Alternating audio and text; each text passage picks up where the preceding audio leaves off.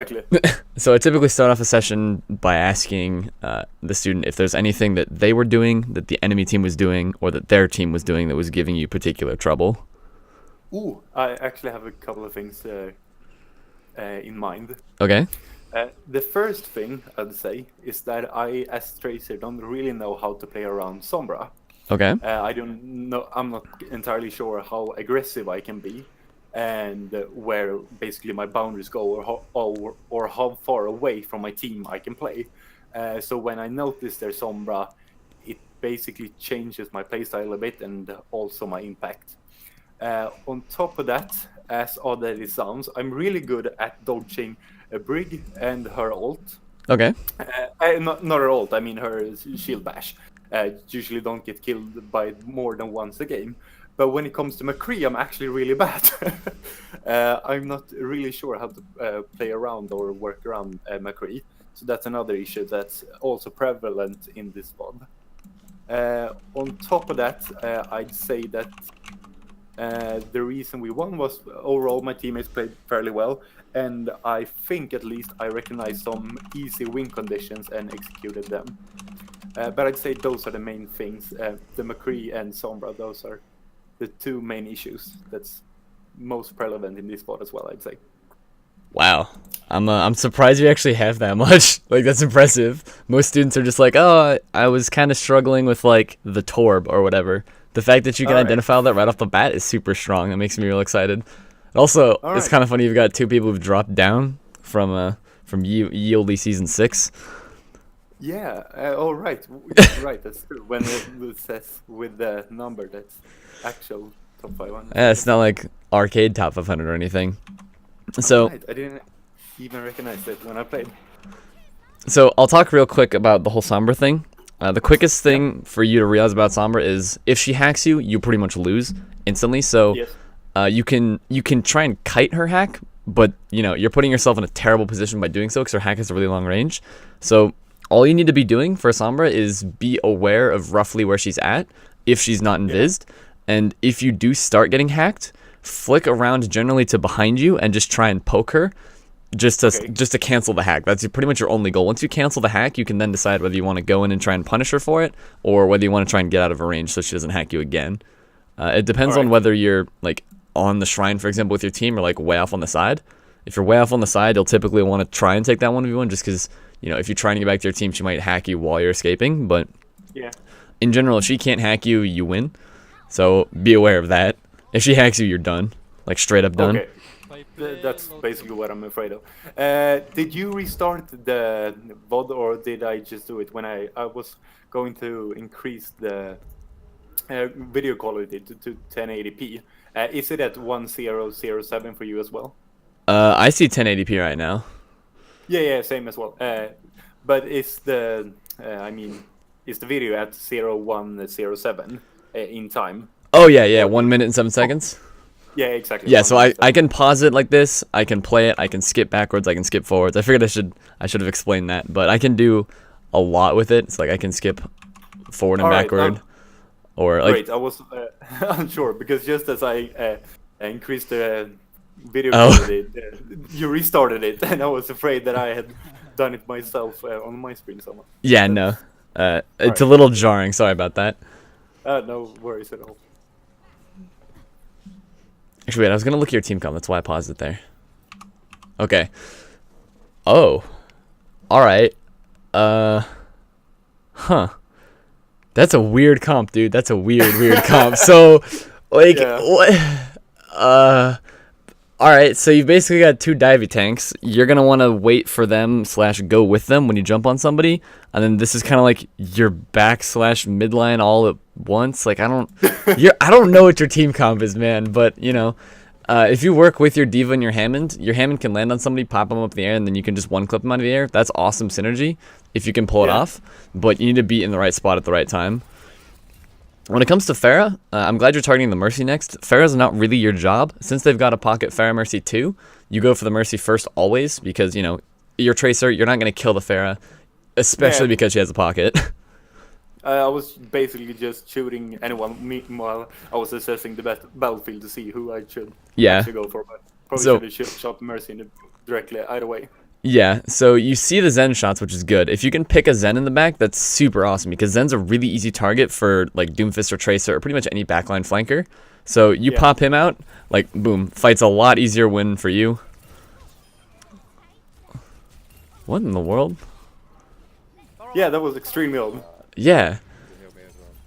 Okay.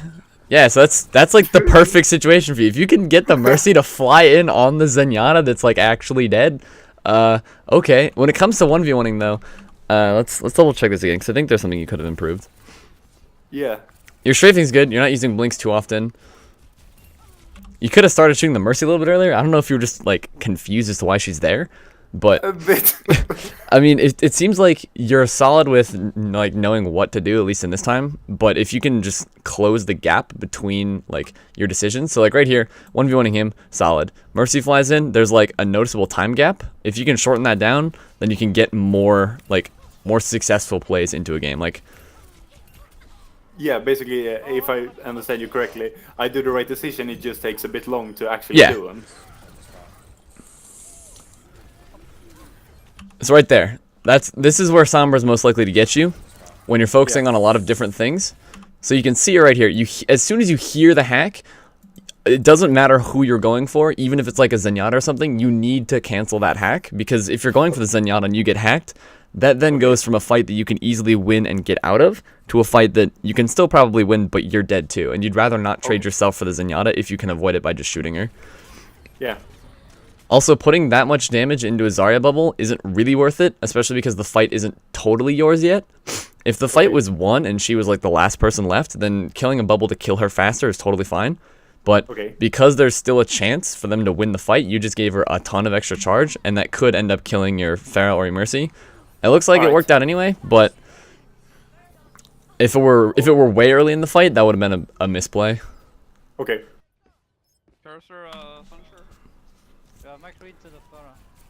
Okay, don't poke like that. If you're off on the side angle, you're A, not dealing any damage, and B, not getting very much ult charge. So you don't want to reveal your position just to do that. If you just stay back here, you could go around to get a free pick off on the Zenyatta like you did before. Just don't. If you're off on a side angle like that, just don't even bother revealing yourself. Okay, so then it's better to just do nothing until I can. Yeah, like right here, if you shot, they would have known you were there. But right now, you're waiting to figure out, which one you should go for and when. In this case, since she's damage boosting the Zen, you want to kill Mercy first because she'll keep the Zen alive or make him kill you faster. Especially because you're not full HP right now. That damage boost is going to matter a lot. Actually, I don't know the math off the top of my head, but with damage boost in Discord, I think he can one dink you at 130. I don't know. Somebody can check my math on that, but either way, he can definitely one dink melee you to death. That's for sure. So now that Mercy left, though, he's totally open. Which now that you're shooting at the exact right time, except you could have. It's basically like at this point you're doing the right thing, and at this point you're doing the right thing. But in between there, you could have shot the Mercy to just kill her before she even gets off into the fight. Because if you notice, both of their supports are right here. It's a Tracer's wet dream. You kill the Mercy first because they don't know you're here either. You can just one clip her. She's out of the fight. And then Zenyatta's here. He's super slow. Easy one clip there. Or, two clip. Even if you three clip them both, that's still you still win. Because on top of killing them, you also take their supports out of the fight before doing the fight as well. Plus, as an extra bonus, it just highlighted itself there. You're away from the Sombra, because the Sombra's playing point. And now that you've figured out that, so Sombra hacked you from here, and she just EMP'd in this area. So you know that this Sombra is not peeling for her supports at all. So instead of focusing on the Zarya and the Rhine, which thankfully you're not doing right now, you focus on the back line, and the Sombra's not going to be an issue. You're killing the supports constantly. They're going to have 0 healing.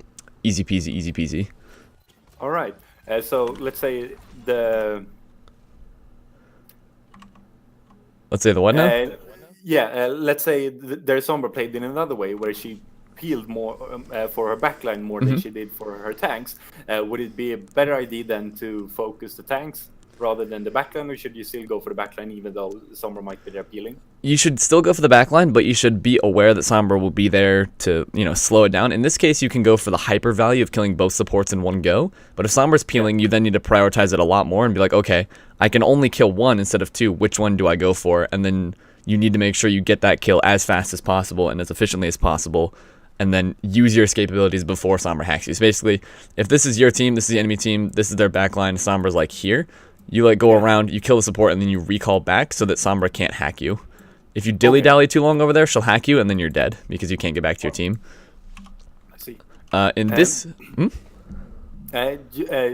Just as an overall scenario, if you know that you can finish the, let's say, the enemy Zen and take him out of the fight, let's say they don't have a mercy so he can't be rest, but you know that if you stay and go for the kill, you're most likely going to die. Is that overall still a good trade in most cases? In most cases, yes, but it can change to either a really good play or a really bad play depending on timing. If your team is just starting the fight and Zen's just kind of trickling, trading yourself for him might not be worth it because your team would need you for the rest of the fight and Zen's kind of already out of it anyway. If Zen has trance, totally worth it. If you can get him to pop trance in a bad time, that's totally worth it. If your team's ready for like a Grav Dragon combo and you kill him, totally worth it. Basically, you don't want to do it when the fight's already won either. Like if you've got 3 or 4 picks already and getting the Zen would get you killed, don't bother with it. Just like get out of there because you've already won the fight. Zen might live, but you know he's basically respawned anyway because he has to disengage. Yeah. So what I was going to talk about is right here with your bomb. I'll wait for it. Yeah. So how confident are you with your bombs? Not at all. They have been better the last 2 days because I've been thinking about it a bit more. But overall, not confident at all. I usually get like 1 bomb kill a game. So okay, far from okay. So not all right. That's really not very. So the best tip I can give you for bombs is when you were 1v1ing the Zenyatta, it seemed like you were pretty good with your blink distance management. It's like you know how far it'll put you. Yeah. Basically, probably at least. Yes. Yeah, so basically think of your pulse bomb as a special melee, and then pretty much in your case, you don't want to go for Hail Marys like this because the arc is weird, it's really slow. Like anybody further away than like point blank is really hard to stick. So basically either be point blank or be far enough away to where you can blink to them and then you're point blank to stick them. You don't want to be in this weird middle zone where you have to Hail Mary it onto them. If I do a blink pulse bomb, should I press the pulse bomb button first and then blink, or should I blink then pulse bomb? It depends. It honestly doesn't really matter. It's a very small time delay. Pressing Q first, you can do if you're really confident with your blink management, but if you mess up the blink and press Q first, then you've already committed pulse bomb to it. Yeah. But if you blink first and then have the awareness like check to see if you're actually going to land the stick and then cognizantly make the decision to stick, then you're not going to end up whiffing pulse bombs very often. But if you're like, okay, pulse bomb, blink, stick, it's like if you miss it by, 3 feet or whatever, then you just whiffed your pulse bomb and you look like an idiot. What was I going to say? I think that was it. I lost my train of thought. In this case, I remember, you should have finished off the Mercy before going for the pulse bomb. Yes, you can flashbang you, but this is one of those scenarios where look how low she is this whole time. Yeah. Like you can finish her off, but you throw pulse bomb before you do. You still have 16 bullets. If those all went in Mercy, she'd be dead. And then you could worry less about the McCree because then you could just blink over here and disengage, and then stick him whenever you feel ready for it. All right. So in that case, you ended up getting the Mercy, but you could have just killed her with your normal like primary fire. So use pulse bomb basically for nothing. Yeah. Like you could have meleeed. You could have done pretty much any number of things.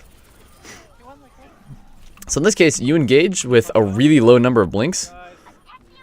You're basically at 1, and you never want to be below 2 when you start an engagement. I try to always be at 2 or 3 if I can, but especially when your team just lost point, and you're kind of the only one engaging right now, you need your blinks to stay alive. If you go in here, especially against a Sombra Ryan, like if she hacks you, it's basically like you're already hacked right now. You've only got 1 blink. You've got your recall, but you see how you're having to play really passive? Yeah. If you had more blinks, you could have played a little more aggressive while still like keeping yourself alive so you can keep your push going. Okay. At this point, your team's regrouping. It's good that you're kind of waiting. But in that case, one of the reasons I went in, even though I didn't have too many blinks, was because of McCree's HP. Would it have been better to still wait before I had engaged on him? I don't know. He was really, really low. But at the same time, your team was really, really far off. So by the time you kill him, he'll probably have gotten back to the point at the same time your team did. So if you disengaged, it would have just been like he respawned the same amount. Okay. So I feel like it could have gone either way. It's not the biggest deal, but if you died there, it would have been a bigger deal. The fact that you got out makes it more acceptable. All right, I see.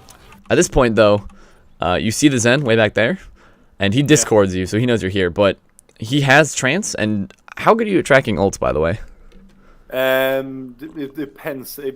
Sometimes it's a bit from game to game, but overall, I would say I'm good at tracking the ults I often deem the most important. For example, like grab Reinhardt and Zen, but I can't really give you an exact or fairly close at an exact percentage. It's more like, okay, should this person have ult by now? Yeah, yes. That's what I mean by ult. I don't need you to be like he's 36% to pulse bomb. Like no, if anybody does that, they're like 4.9k. But in this case, you see the Zen. It's been long enough in the game, and he hasn't tranced yet to the point where you should think that he has trance.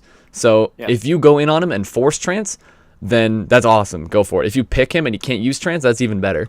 He ends up using it anyway, which, you know, could potentially win his team this push and this fight. But if you forced him to use it a little bit earlier, it wouldn't have been as optimal for him. You know, he decided to use it now anyway, so he knows something that you don't. But so, for example, instead of going for the McCree earlier, I could rather have tried to go for a spawn camp on Zenyatta to either force trance to kill him, so he wouldn't have had trance in this case. Spawn camp, not necessarily, but not see if not really spawn camping, or if it's possible to get in a better flanking spot than then. Yeah, I mean, you can see the McCree right here, so if you go in on him, it's a little bit risky. All you need to, you don't need to go in like right up next to him and try to one clip him. You just need to be in this area to maybe force trance early, like get him to half HP so he feels vulnerable. You need to be far enough away to where he can't clap you, and also far enough away from where the McCree can't stun you, but close enough to where he feels, you know, he feels the pressure of you. So basically, don't cross this line, but also don't be like further away than here, because like if you poke him from here, he's not gonna care. Yeah, I see. Thanks.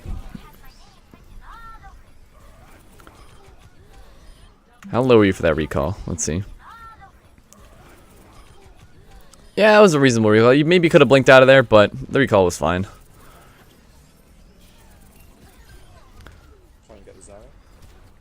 I would go for the Mercy here. She's keeping the Zarya up. Your team ended up killing her anyway, but if there's... Oh god, this is so deep. Oh, you could have totally killed her.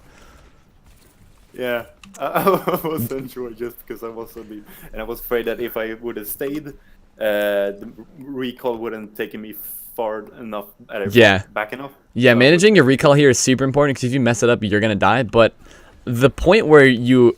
So right here, you can kill the Mercy. There's a single point where you go from being able to kill the Mercy to not being able to kill the Mercy. And I'm going to play it through and see if you can point it out to me. Because, you know, I got some feedback that asking questions might be better than just info dumping. So we'll see.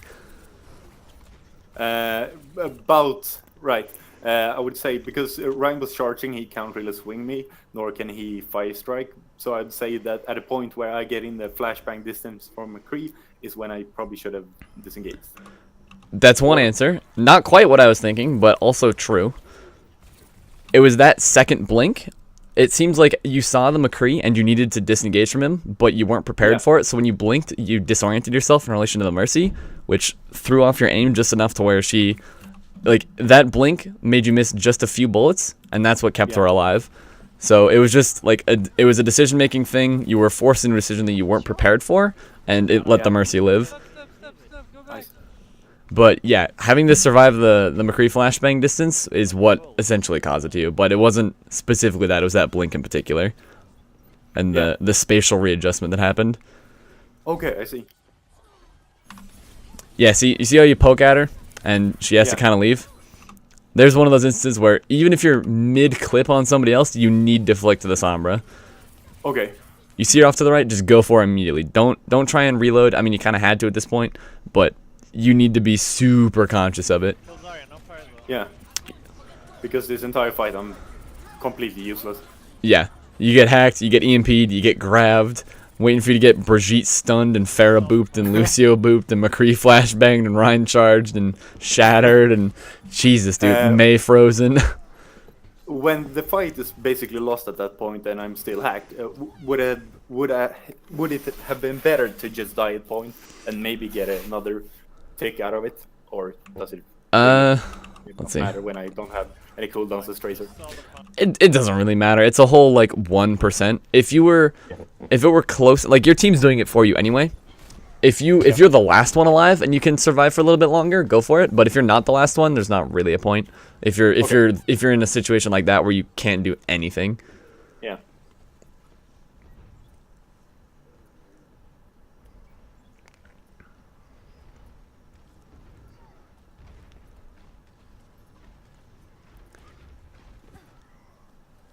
I like the super long flank. Yeah, that's the thing. I'm not really sure how much time you should actually spend on flanking, because when I realized when I started playing Tracer more, I was basically playing her like Zarya or Soldier, standing behind Ryan shooting shields. Yeah. So I realized that I had to start flanking more. So basically, I started to overdo it, like flank too much, just to get in the habit of doing it. But I can't really say that I know exactly when I should flank or how far or how long I should actually go when I do. Okay, so when you should flank is typically like before a team fight starts. So this is enemy team, this is your team, this is their like front line and wall and everything, right? If they're not in an engagement already, you don't want to flank. As soon as the team fight breaks out and each team starts committing to it, that's when you should be in a flanking position. So the time you can spend on it, it really depends on the time between nothing and the fight starting. So before the fight starts, you can use that whole time to go all the way in the back line and get to a really good spot. But if your team's going for like a Lucio speed boost thing, you can't spend 6 hours on your flank. Yeah. Should you? Oh, sorry for interrupting you. I didn't mean to. No, go for it. Should you then, let's say we go for a speed boost, engage with a team?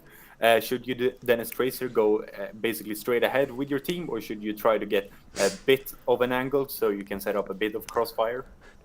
You answered your question perfectly. So basically, if you've got enemy team and your team, right?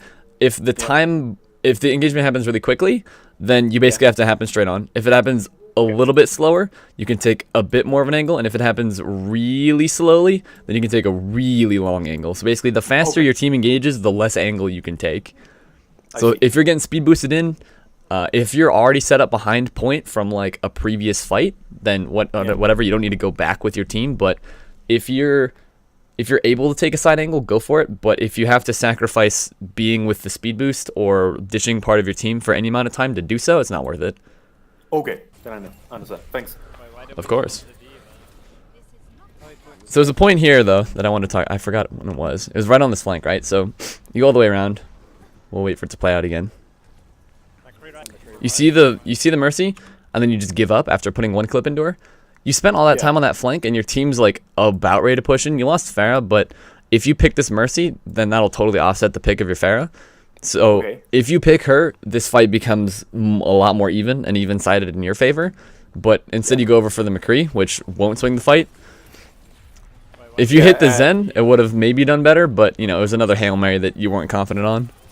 I think it hit actually. Just the decision. The reason I did what I did was because I thought that I can maybe hit the pulse bomb Zen before Zarya would have time to bubble him. But I think Zarya actually reached him with the bubble, and therefore he survived. It was because you Hail Married it. Yeah, if you were here and Zen's here and you just instantly stick him, Zarya's not gonna have time to bubble him. But if you're here and Zen's here and the pulse bomb's taking a super long like ICBM route, then she's going to see that and bubble him. Especially because she just sees Tracer and she sees her Zen and she's going to want to bubble him anyway.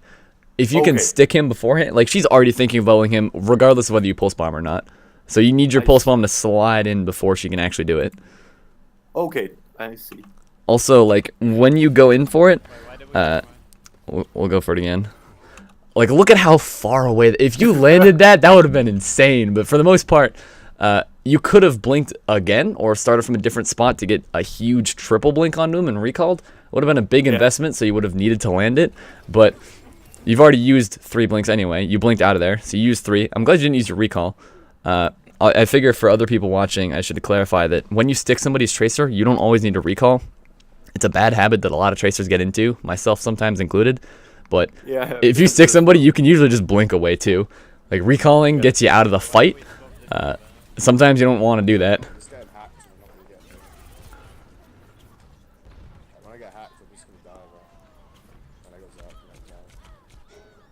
Oof. It was one of those times where. Is there anything you can do about deaths that comes from basically high ping, where you, for example, gone through the corner and should be safe according to your POV, or perhaps it wasn't actually in this particular case, but on the enemy team, on the enemy screen, you haven't actually gone through the corner, so they can still actually shoot you. Is there anything you can do that, or is it just being safer, faster? There's nothing you can do about that. It just comes down to your decision making, and the reason I went back to this point in time is to illustrate that. So if we go back here, right, what's going to happen is you're going to go over in that area, and you're going to delay for a bit after you see the Sombra health pack being hacked. You can't get it, and then you're having to decide what you're going to do, right? So you see it, you wait here. If you've been using this time to get back to your team around that corner, then the Sombra wouldn't have even been close to you. Then I would have been safe. Yeah, also your blink kind of catches the corner, so like instead of blinking this way, you kind of blink into it a bit, so it stops you. I don't know if you can catch it. Yeah, I saw. Kind of, sort of. Yeah, didn't get the exact the total blink distance, just a bit. Just a little chunk, yeah. So there's nothing you can do about that particular like high ping or like favor the shooter mechanic, but you can tend to sway the situations in your favor. Okay.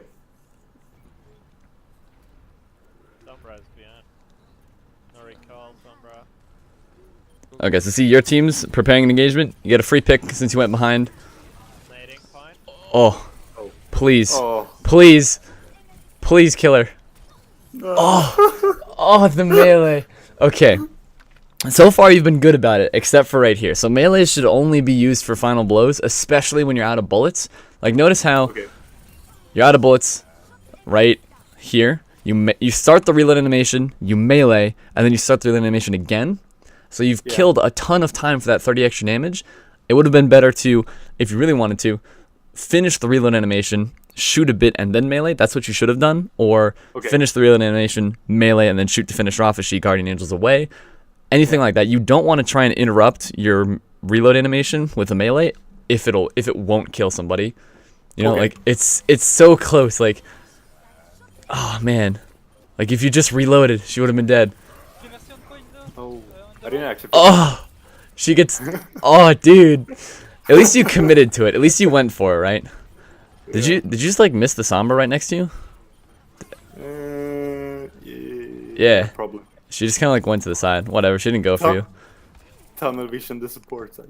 Yeah. So this was. Let's talk about this blink juke here.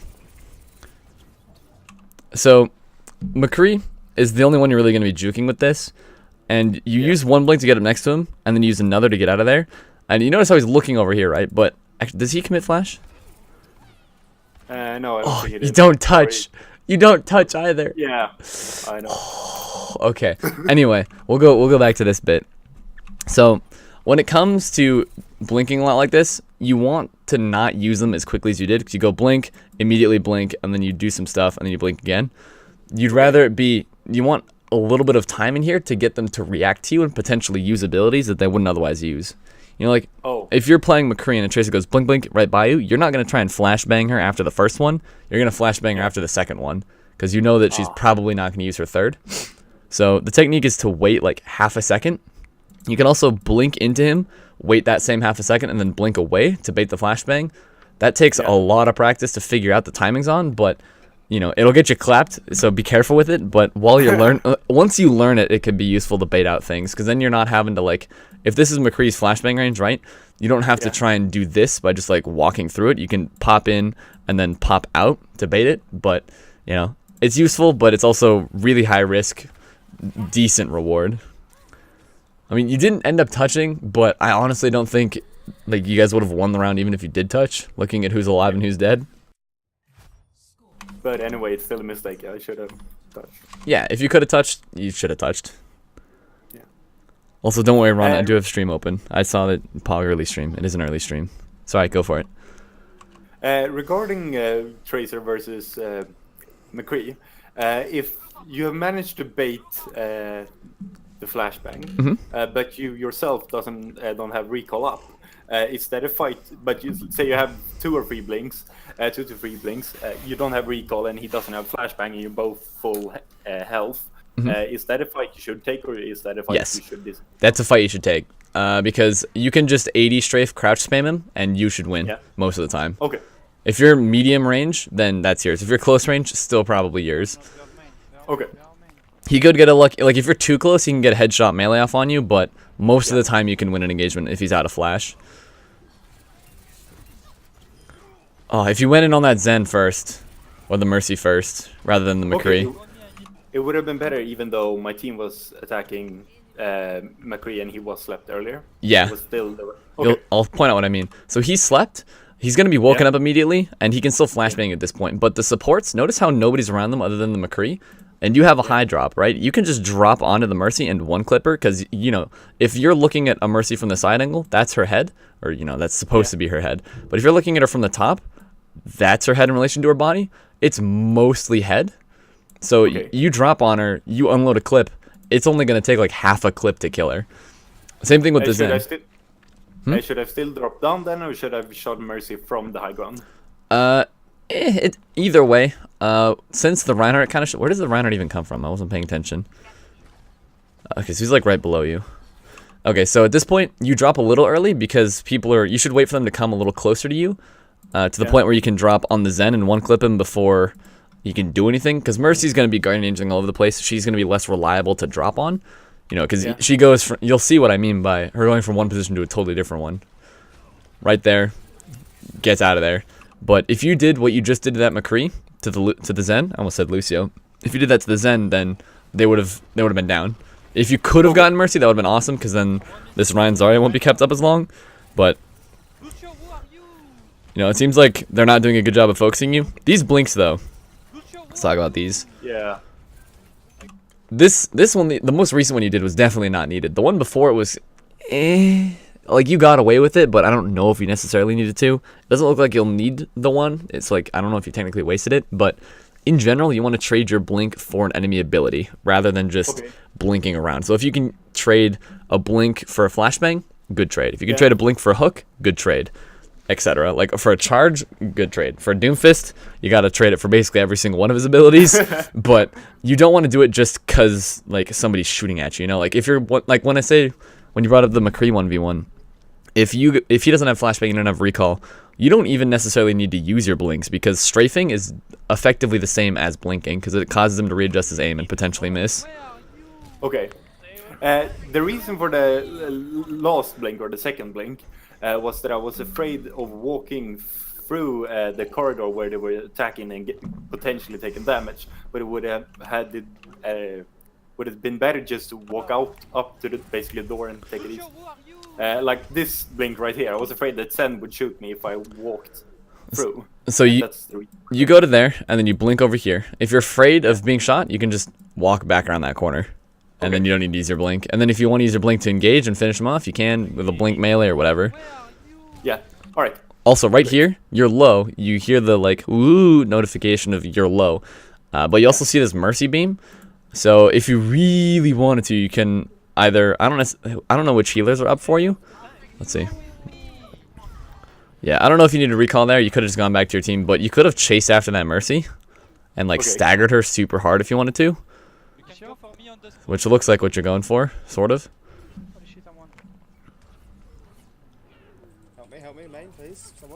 I don't know why this Zarya is pushing up like that. This is an example of what you don't want to do as Tracer. Notice how she went in before her team was even there, and she just got deleted. Do you mean our Zarya, or who are you talking about? The enemy Zarya. Yeah. Notice how none of her team's back here, and she just kind of walks in and engages for no reason, and she just gets deleted. You don't want to do that as Tracer. Like, if you're the only thing the enemy team's dealing with, you're going to die so fast. You can be the best Tracer in the world, but if you're in a 1v6, the odds are heavily stacked against you.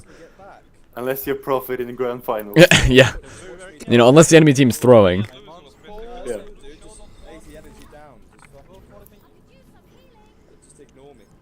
So, right now you're with your team on high ground in an open map, which I don't typically recommend because anybody who peeks through this doorway or the doorway down there, they're going to see you and they're going to have the range advantage over you, most likely. Yeah. So you'd rather use this downtime to get to a position you want to be in. Either like back where the Zarya was, where you got the free back damage on her, or like around in this area waiting for somebody else. It depends on what the enemy team's been doing. You can read them and figure out what's best.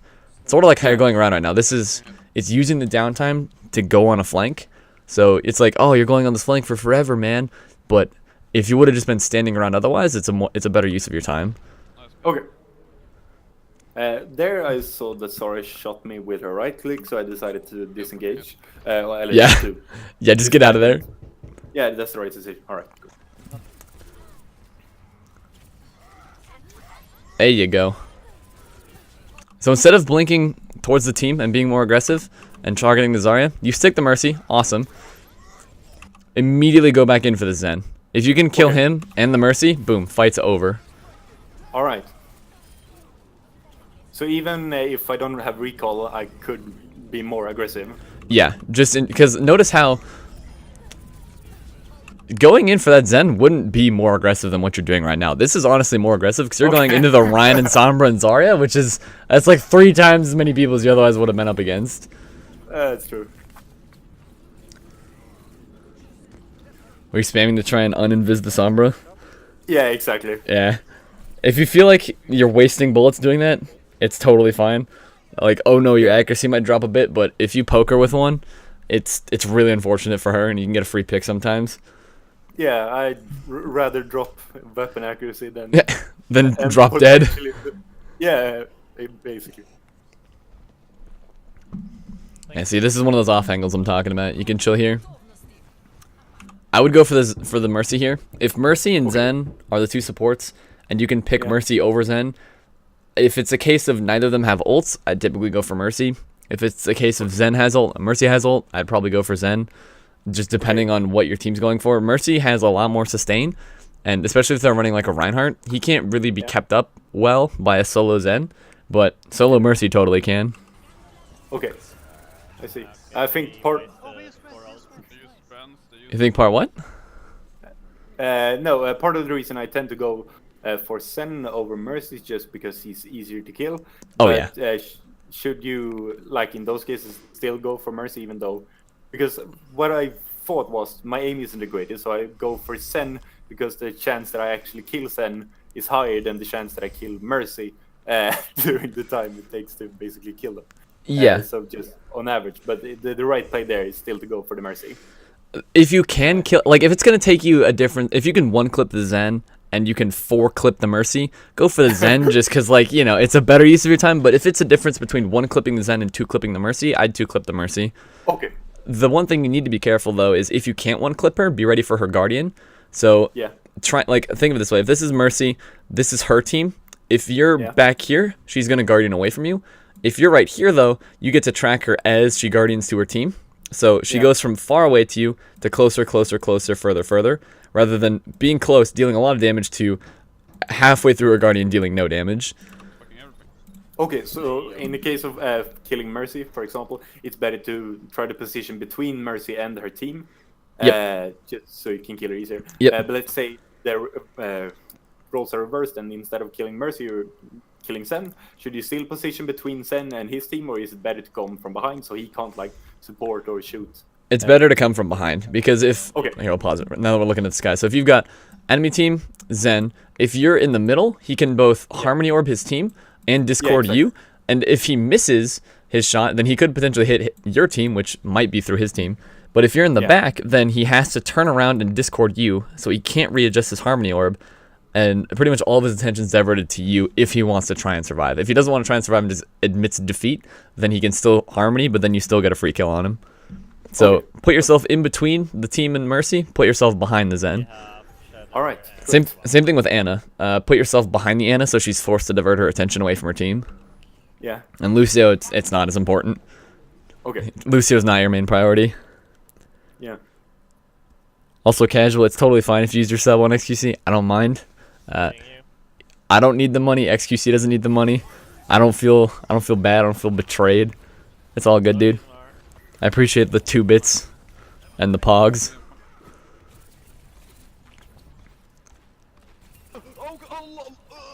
What was that Ryan call out? What? Hang on. What? What the hell, dude? Okay. You could have blink meleeed him to finish him off right now. Yeah. He's melee range. I would have put you right next to Sombra, but being right next to Sombra and being right here is the exact same. You don't have to worry about it. There's the one tap off that I was talking about. Use more of an apple of the game to have a grab and you do that thing inside, so just focus on your game. Yeah, sure thing. Let's go, man. Okay, so actually, let's go back to your team's ults real quick. Let's see what's going on there. Okay, so you guys have pretty much no ults except for yours. So if you go in and get a stick off, now they've got a Lucio and Mercy. So Zen, now your target priority is definitely the Mercy, hands down. Because Lucio, he's easy to kill, but he just takes forever unless you stick him. So the pro tip to sticking a Lucio is to make sure he's not doing some crazy wall riding like on a payload. And just go for the blink stick. If you try and Hail Mary it on a Lucio, you're going to hit it maybe 1 out of 100 times. Just because the dude's so fast and slippery. And if you blink pulse bomb, you get to take away most of his like crazy strafing ability. But you can also try and stick the Mercy and get her to Guardian into her team. That's awesome, but it just depends on how confident you are with it. I wouldn't try and pulse bomb like any of the tanks unless you're gonna finish them off. Yeah. Pulse bombing a full HP Ryan, I see it all the time because he's a really easy stick target. Same with Orisa, or like Diva, and it's a big waste of a pulse bomb. Yeah. There's one of those scenarios where you didn't need to poke. Now that your team's engaged, you could. There you go. There's a good melee finish off. This is one of those opportunities where there's so many people clumped up that your pulse bomb could potentially get a lot more value even if you just stick a tank, because they could walk into somebody else and they could deal a ton of damage. Yeah. So the blink through to finish off the Ryan is awesome, but you could have, if you wanted to, if you thought about it. Wait for it. Go in, blink melee, and then stick the Sombra. She might translocate and drop it, but just the fact that she's stuck would force her to translocate out of there. Or like if you translocate or if you stuck Sombra, Jesus, I can't talk. If you stuck Sombra there, she translocated out. Your stick would have still been here, and it would have blown up the Mercy as she was guardianing back to the Rhine to res. Like, oh, it would have been hilarious. Figuring that out in the moment there's a lot going on, so I don't blame you. But oh, Lucio, you have no blinks. You could totally stick him if you had blinks. In this particular instance, should you focus Sombra or should you focus Lucio? Honestly, at this point, let's see. So fight looks won at this point. EMP comes out. It's a little more iffy. How full? Okay, so I don't know, man. It doesn't really matter because you're hacked. I'd just try and kill the Lucio if you can, because he's keeping the Sombra up, but his self-healing is going to nullify a lot of it. The biggest problem is that once you're hacked, you start jumping. We'll wait for it. Or am I just stupid? Did I miss it? Yeah, so you start jumping all the time, and when you start jumping against the Sombra, that makes you a lot easier to track. If you just 80 strafe, then you're going to be so much harder to hit. Jumping puts you into a really predictable movement arc. Yeah, I have a bad habit of Don't worry, the space key. I have it too. It's totally fine. But if you can get in the habit of 80 strafing instead, you'll be a lot better. Like, I die probably a third as often when I 80 strafe. If I start jumping on, I die 3 times more. Alright. It's so hard to get rid of though. I've known it for like a bunch of time, for a long time, but it's so hard just to get rid of it. What in the hell's going on here? Okay, so when it comes to the point where you're face tanking a Rhine shield, that's not Tracer's job. You're better off just trying to go around either way and just get somebody in the back line. Just because, spamming the shield, whatever. You can blink around him to, like force him to spin around, but it's using a lot of blinks for not a lot of value. So it's better to just be, right up in his face, so he has to, aggro you, and then your team can just gun him down. Again, you can see the Mercy beam from behind you. Go for her instead. She's keeping the Rhine up. The fact that you're in the middle of their team... Actually, this is kind of a bad example. Wait for it again. Yeah, this was there you go. All the fights. Or your team, enemy Reinhardt. You, enemy team. This is not a position you want to be in. You're in a tactical disadvantage here. There's not a lot you can do to pull this off other than, if you're facing the other way, trying to kill a Mercy, then it's more viable, but, you're targeting the Rhine, who also gets beat. Dude, no thanks. Nope. You also still haven't used Nade yet, which you should have used it a while ago. Yeah. Just, you know, to get some value out of it. The more you throw out nade like candy on targets, the better you're gonna do. You don't want. Wait, hang on. What was that? The grav is like still there, even though it's not graving anybody anymore. Okay, that's okay. That's kind of weird. Yeah, it's basically that I'm not confident using my pulse bombs. I just basically keep it for way too long, which is dumb, because if I use it more, I have more opportunities to actually get a stick, even if I'm not great with it. The things that I just connected there are part of your problem. If you're getting 2 pulse bomb kills in 2 rounds in 9.5 minutes, that is a big problem. If you're 1 pulse bomb attached, whatever, you can work on that, but like you don't need to stick people to get kills with pulse bomb. You kind of do now, just because of like the damage reduction and its fall off is garbage, but you need to be using it more, because you're not going to get any better with it if you hold it and then just make yourself nervous. Yeah. Like you're to the point where if you get pulse bomb at this point and you hold it to throw it at this point, you could have gotten like 2, maybe like 3 or like 5 pulse bombs in there.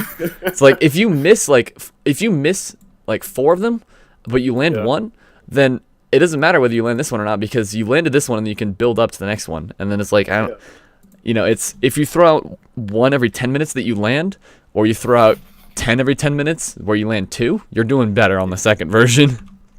Yeah, absolutely. And the horrific or horrible thing is this isn't actually a bad game when it comes relative to other games when it comes to pulse bomb kills. Like, So you're popping off with your sticks? Basically, compared to other games. Like, this wasn't a bad game relative to other games when it comes to pulse bomb usage, and it's still horrible. Man, I wouldn't say it's horrible. Like, you've landed some, right? Like, your pulse bombs might not be ideal, but like at least, you know, you're sort of like, at least you know how they integrate with our kit for the most part. You're not using them as often as you could or as effectively as you could, but at least you know how to incorporate them into your pushes. Like, hey, what was that? I gotta pull up the notifications thing. I can't. I'm stupid. Thanks for the. Oh god, I'm not gonna pronounce that right. Type out how to pronounce that in chat, and I'll say thanks for the follow. But I'm gonna totally butcher that name, dude. I'm not gonna get that. It was like DQ something. No way. I can't even speak like normal words. Okay, so this is one of those times where you're in the back line. Your team's way over here. Enemy team's right here. They're sort of poking, but they're not really engaged, and you're in the back.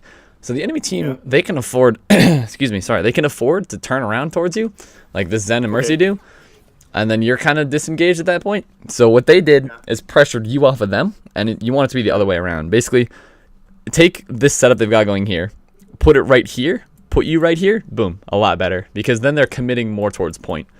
Right now, they're just like, eh. So if my team isn't really hard engaging, so even though I basically take up both of the supports, or both supports are looking at me, it doesn't really matter because my team hasn't actually engaged, so they don't really lose anything of it. Is that correct? So I was reading this dude's pronunciation. It's like, I'm still not gonna get that right, dude. It's like Dequezius. What the hell, dude? Okay, I appreciate the follow, but dude, come, man. I'm not gonna get that right. Anyway, what were you saying? Sorry about that. Oh, no problem at all. So basically, in that clip just before, both of their healers were looking at me, both Sen and Mercy. But from my understanding, if you can take up the time or mind share or whatever to get both supports looking at you, it's usually a worth trade even if you can't kill them. But in this case, because my team hadn't hard engaged, it wasn't actually a good trade, because they could just pressure me off, spend 2 seconds of it, but it still didn't really lose anything because my team hadn't actually engaged. Is that correct? Correct. So basically, you did use up their time, but they don't really need to heal anybody. What actually happened was they used up your time, because you could have been doing more work, either killing somebody more important or whatever. But you know, you can make the argument that you wasted their time, but actually they wasted yours, and you both wasted each other's time, but your time is more valuable than theirs right now. If you waited a little bit for them to engage a little more, then it would have been totally worth it. But when it was a little too early in the fight, it's not as value. Ooh, where'd he come from? Wow, okay. Yeah, you can't really predict the weird flanking McCree like that, but in general, you don't want to be in these tunnels because you're in the fight. This point's really narrow. You can't really blink out of it. It's a pretty scary spot to be. You'd rather be... Wait for you to unpress tab. Wow, this is kind of a bad... There we go. You'd rather be around in this area when the enemy team is here, just so that you're engaged on them in a spot where you can get out, or you can get back to your team, which is ideally on point. Okay.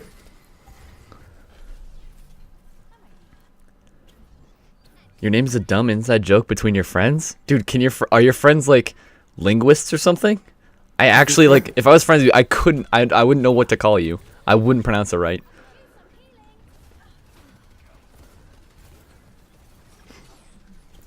Okay, so you see how wait for it. You see how you're moving a lot faster now? You got Lucio speed boost going? Yeah. And you're going around for the big flank? This is one of those times where you want to move in with your team because you have speed boost. Okay. I'm glad I brought it up at that one time because, like, you see how they sort of actually didn't really move in, but, like, I don't know why McCree's here. I guess he's just waiting for you, but if you went in with your team, A, you would have avoided the McCree, which is kind of a funny coincidence, but you would have been able to capitalize on that speed boost more. Like, Tracer is already hard to hit if she just 80 strafes, but if she 80 strafes with speed boost, oh my god, dude, I cannot hit that on any, like, even if I stun her, I can't. It's impossible. So make use of it. Just strafe like a madman, and then just push in with your team and get free kills. I see. Same thing with Genji. Like if you're getting speed boost, like don't double jump. Just like strafe around like an idiot. It's so effective. Colossally thick. What is happening in my chat right now? I feel embarrassed for you guys. Like what the hell? I don't know if you have Twitch chat open, but I don't recommend it. I haven't, but I... Okay, they're just talking like about huge and enormous and big. The best part is that triggers face. Like keep at it. Go for it. Just look up like thesaurus.com and look up synonyms for big or huge. And just spam those. Go for it. So this is going all the way back. Again, this is one of those times where huge long sight line from here. You're back with your team. This is not where you want to be. You'd rather be chilling up here or like waiting back here or whatever. I don't know what your thought process behind it was. Are you trying to Sombra? My aim was so bad that she actually managed to translocate out, which gave me a kill here. Which was a bit hilarious. Value.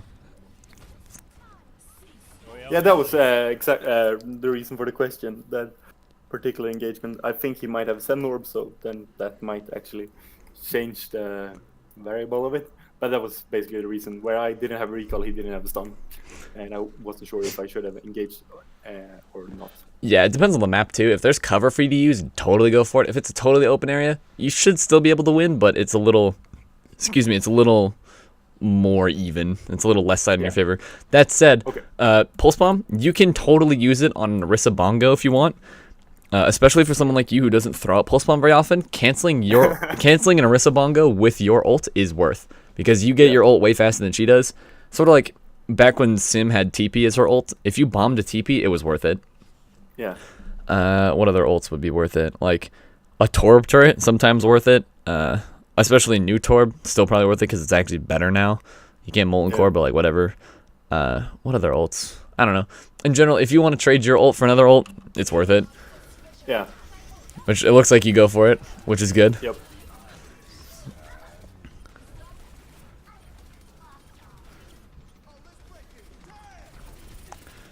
Okay. Oh. I was gonna say you shouldn't delay as much going for the Zen. Oh, yeah, because at that point, I don't know where this McCree keeps coming from. It's like he's AFK half the game and he just finds you and kills you. But at this point, like you delayed too long shooting the Orisa to the point where the McCree could reposition. Where even was he? I think he's up to the left, behind the pillar. That's why I didn't see him. I think it shows in the kill cam. Let's see, yeah, where was he? Okay, yeah, he was up here. Probably from his high noon still. But in general, if you can go for the supports before their team has time to peel for them, McCree's like weirdly peeling here. But if you can make it so he can't peel and just kill them before, you know, anybody can do anything, that's a better scenario than poking the Orisa for a while. Okay. Colossal squids are bigger than gigantic squids? What, dude? What? Okay. Galactic? Dude, if somebody describes their play as galactic, I'm expecting big things. I don't even know what would qualify as galactic. Like a Is this the right decision to force point here? It depends. Now there's a Sombra next to you. Never mind.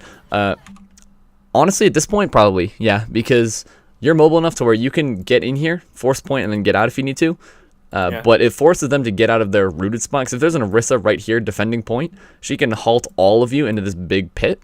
If she's forced to be on point, her halts are a lot more predictable and a lot easier to avoid. So forcing them onto point is a solid choice. Like, notice how Mercy has to come in and try and contest and just immediately dies. Like, that's one of those times where it's really easy for a team to potentially stagnate, where you're just pushing and the enemy team's pushing, the enemy team has points, so you're just losing. Forcing point ends those just constant battles where nothing actually happens. Yeah. That was an aggressive play. You went in, you didn't know what you were going into. This McCree, dude, now you've been up against this McCree the whole game, and he's routinely been playing corners to flashbang you, so you need to be a lot more careful when it comes to that. If you know for a fact McCree's not around, you can play aggressively, but if there's like a chance that he can flashbang you need to be aware of that. So like, come from really weird angles where he's probably not going to be. Go for really hard flanks where he's probably not going to be. And, you know, you'll have to invest more time into them, but you'll avoid potentially being flashbanged. Okay. Galactic would be bigger than Colossal? Yes, it would. Galactic's galactic. Like, I don't really know what's a bit like universal, I guess, but if you have a universal play, that doesn't really mean much.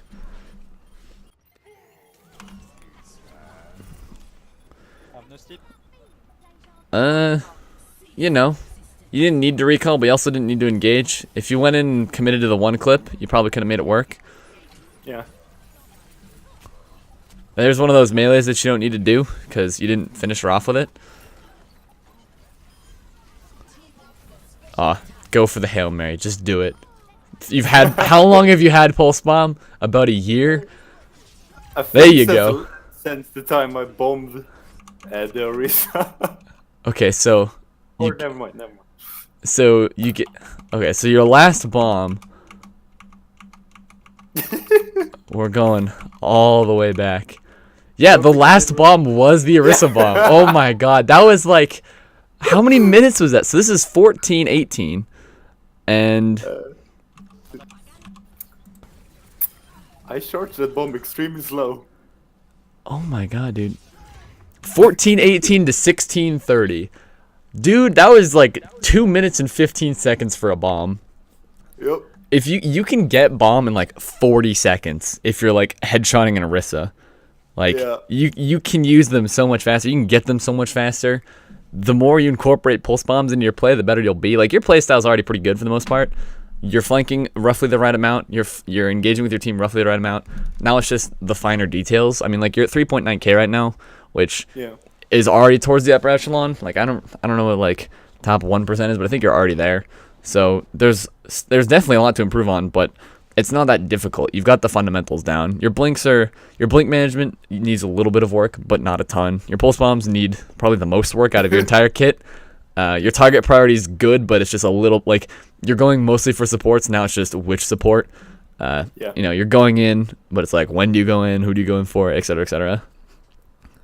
That's one of the questions I have for you. When I was in lower tiers, I felt like it was pretty easy or straightforward to improve because like there are a lot of guides targeted for lower tier players, so it's easier to just like learn new things. But when you get up in higher tiers, I feel like it's harder because a lot of content creators are basically low to mid master or something like that.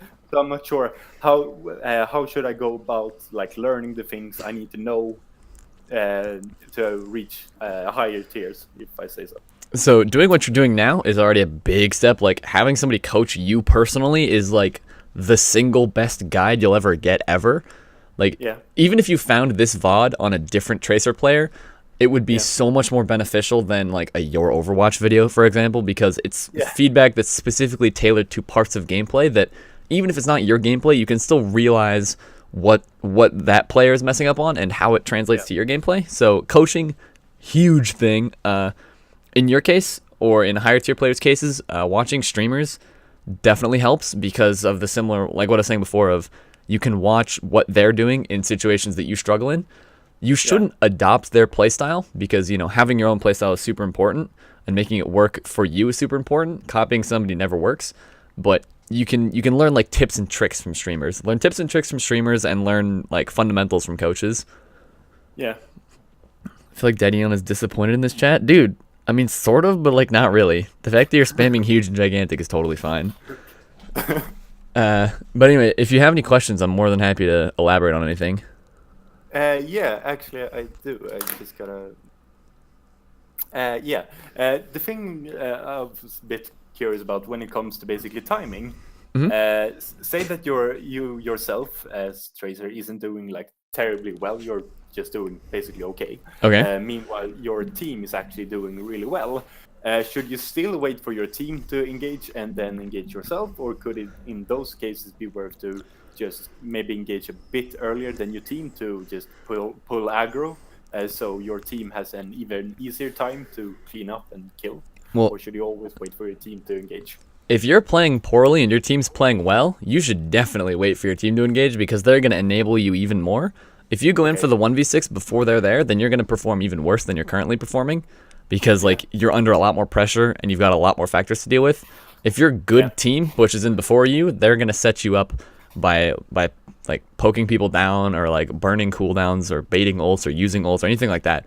They're going to be enabling you basically. You don't need to enable them if you're. What you should already be doing is enabling them, but if they're performing vastly above you, then just roll with it because you're basically being carried. Use that carry as best you can. You don't need to try and out carry them because that's just going to end up. You're going to end up feeding. Yeah. And in dive versus dive, let's say both our teams are running dive, should you still basically go for flanks, or is it better to focus tanks, or is it just basically waiting to see how much your Lucia basically engages, like we talked about earlier? It depends on what sort of dive you're running. If you're running like a weird like half goats dive with Tracer, then your target priority as Tracer should still be to go for supports if you can. And it depend like if your team is pushing in super quickly with Lucio speed boost, just roll with it and engage in the skirmish, because the thing that people don't realize with Tracer, right, is if this is one team and this is another, there's a very clear defined bubble there, right? But if a team fight breaks out where the teams are just in this ball, there suddenly like aren't any flanks really. It's just all one conglomeration. So if you push in with your team and then you get jumbled into the fight, then like as long as you're involved in it, you can be on a like air quotes flank. So if you're running dive versus dive, just be with your team, wait for the like scuffle to break out, and then go back to your roots of kill the supports while you can, kill high value targets that are low, and then just roll with it. Okay, so basically let your team engage and then go for your job or the supports after. Yep, if you can go around, like depending on what sort of dive they're running, if they're running a stationary support in the back, like if you can pick their Zen, go for it. But if your Lucio is routinely speed boosting you in, go for it. Like sort of if say Zen's in the back, he's the orange, and you're like right here, do some work in the fight, right? And then, but your main goal should be to move back towards the Zen and kill him. So while you're engaged in the fight, be doing work, but also like remember that the Zen's still your higher priority target. Okay, I see. And do you have? Can you take a couple more questions as well? Yeah, go for it, dude. I've got all the time in the world. Actually, let me double check. Let me double check the schedule. I might not have all the time in the world, but I have some time. All right. I technically have another student after this, but I'm sure they're like fine with it. They're probably watching stream, so they're another Tracer player, so like it's fine. Probably doesn't hurt them too much. Just tell me if you need to go then. Yeah, no, that's fine. One question I have is how do you attack basically point B on 2CP as flanker? Because there's often time situations where your team basically won't push in, like they just either get staggered, they just won't press W, or for some reason they never engage. What should you do then? So the thing with 2CP, right, is think of it as king of the hill, but the point isn't symmetrical. You know how on Sanctum you were flanking around and just in the enemy team if you could get free picks and get out? The exact same thing applies to 2CP. It's more difficult to get behind them, and you need to be more on top of your target priority, because if you pick somebody that's not a value target, they're going to come back quickly anyway. And if you pick a value target, they're still going to come back quickly. So you need to be, instead of being like, okay, kill supports and then kill somebody else, it's kill supports, and then by the time you've killed them, the other one has respawned already, so you go kill them again. Okay. You basically, if your team refuses to push forward, it's probably not that they're refusing to push forward, it's that they don't feel comfortable with it. But if they see like if they've got, a Bastion Orisa thing going in like the corner of Lunar Colony, right? If you kill the Mercy that's damage boosting them both and like throw a nade in there to kill the Bastion, those are two crucial picks. You can also figure out what your win condition is or what the enemy's win condition is. Like in that case, the Bastion Orisa Mercy combo, their win condition is that Bastion mowing everybody down. If you can get in there and disrupt their win condition, that's part of your win condition, right? Like your win condition is Tracer kills everybody and you win. Okay. If you can't get to the point where you're killing everybody, you can still go for the picks that matter. Okay. And what do you do? This is something I've seen happen a lot, and I'm not really sure how to stop it. What do you do when your team is basically being snowballed? Like if you're defending and your team's just getting rolled? Yeah, exactly. It becomes a similar sort of thing as that Lunar Colony example, where if your team's getting rolled on defense or on offense, your job is to stop that momentum by either enabling your team to like reestablish by peeling super hard for your supports to make sure they don't die. Like if there's a Widow that's just picking your team as they leave spawn, go for her. If they've got like the Bastion Orisa thing, like Pirate Ship, and you can't stop that, then your goal is to stop that. Okay. It's basically figure out what exact. It's not your team is being snowballed. It's the enemy team is snowballing your team. So it's either something the enemy team is doing or something your team is doing. So it's like just pretend that it's the start of a VOD, and I asked you like what your team's doing, what the enemy team's doing that's giving you trouble, and then figure out what that is. Like it seems like you're good at doing that, so figure out what that is and then do your best to counter it. I see. So just take it basically a second to figure out what is they're doing right or what we are doing wrong. Yep. And then try to execute that. Yep. Don't rush into it. Take a step back, figure out what it is, and execute.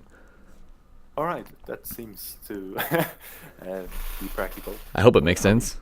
Yeah, absolutely. And when it comes to movement, Tracer's movement, how do you go about practicing it, or what should you do to improve it?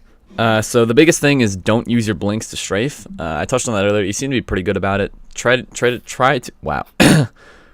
Try to trade. There we go. Your blinks for enemy abilities, and once you establish that, then all you need to worry about is just strafing normal fire. Like if you're engaged on this Zenyatta, for example, you just strafe his primary fire and then blink when he's gonna like let loose a volley if you can, because that's the closest thing to an ability you dodge. Or if you're on a Roadhog, like stay out of his left click range and within his right click range, so like he can't one shot you with either one. Kite that and then bait out his hook, blink for that, and then just strafe the rest. Strafing patterns, it seems like you're pretty good at. There's no really one answer fits all, but don't do like the super fast because then you're not gonna actually move anywhere. You're just gonna kind of jitter in place. But also don't like crouch spam if you don't have to, because that puts your center of mass like in one spot and it brings your it brings the majority of your hitbox closer to your head hitbox, vice versa. Okay. So only crouch spam against heroes that are specifically aiming for headshots, like a Soldier or sort of a Sombra. Her spread's nuts, but definitely McCree, definitely Widow. Hanzo, it depends. Hanzo's not as big of a deal, but against the McCree, definitely. Against what you said about crouch spamming against Widow, should you just basically just crouch spam, or is it better to try to think about when she's about to shoot and then crouch? If you can think about when she's going to shoot, go for it. When you're crouch spamming, don't just spam crouch don't just do that, because then you're going to just be a glump of a hitbox and they're going to aim for your center of mass anyway. But do it every now and then, just so that they can't if they're going to commit to hitting your center of mass trying to hit your head, you're not crouching enough to make it worth their while. But if they're going to aim for your head, you're crouching often enough to where they're potentially going to miss. Okay. So some people like to do it when they change the direction. Some people like to do it when they're going to predict a shot. If you can do it when you predict a shot, that's the best. But, if you can't predict that shot, just do it occasionally. Yeah. There's no perfect timing. Okay, I see. There was never an example of this in this particular world because it wasn't one of the worlds where I played the best I've ever played. So I wasn't. The team didn't build their comp against countering Tracer. But what do you do like when the enemy team is basically built to counter you? Let's say you're doing really well. They have a Zenyatta, they have a Mercy, for example, and you're killing them consistently and you're playing really well. But then they change up their entire comp basically to counter you. Where they have like Brig, Moira, or Lucia, basically just heroes that are hard to kill as Tracer. What should you do then? If you're getting super hard countered, just like swap heroes. Like, honestly, it's one of those things where if they're running like damage boosted Mercy, McCree, or damage boosted Pharah, McCree, Brig, like Mei, like just all these heroes that just dunk on you, Sombra, just you can either try and play really safe to avoid it and bait out their abilities to counter you, like with Sombra, you just need a shooter to cancel or hack. But if there's so many, like if there's more than 2 or 3, you're just going to get overwhelmed and you're going to have to sacrifice a lot of effective time to just stay alive. So there's a certain point where swapping heroes becomes your best bet.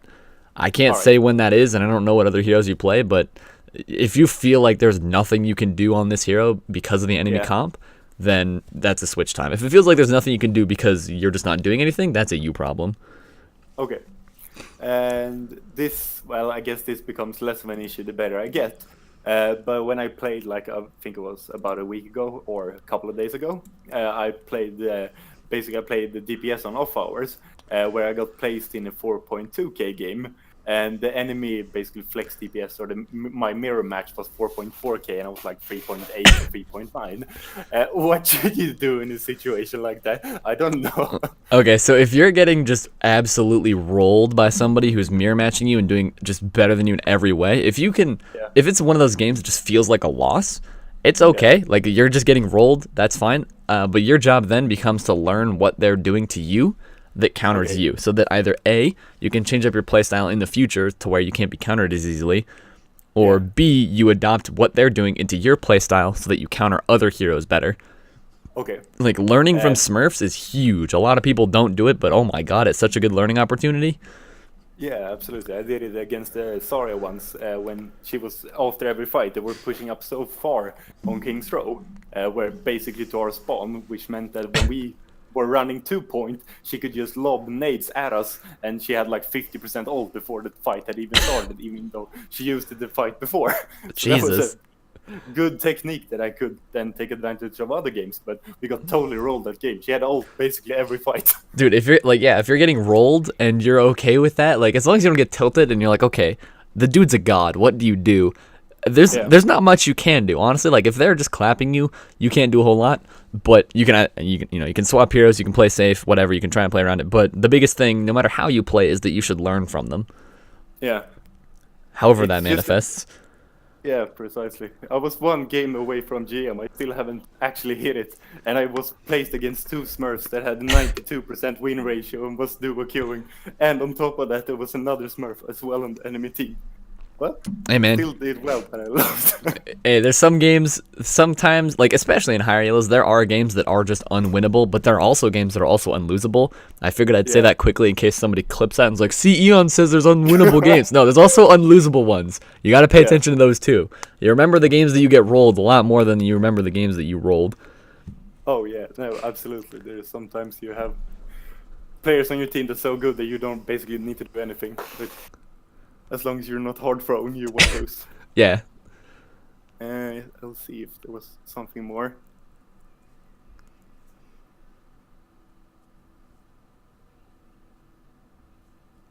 Oh yeah.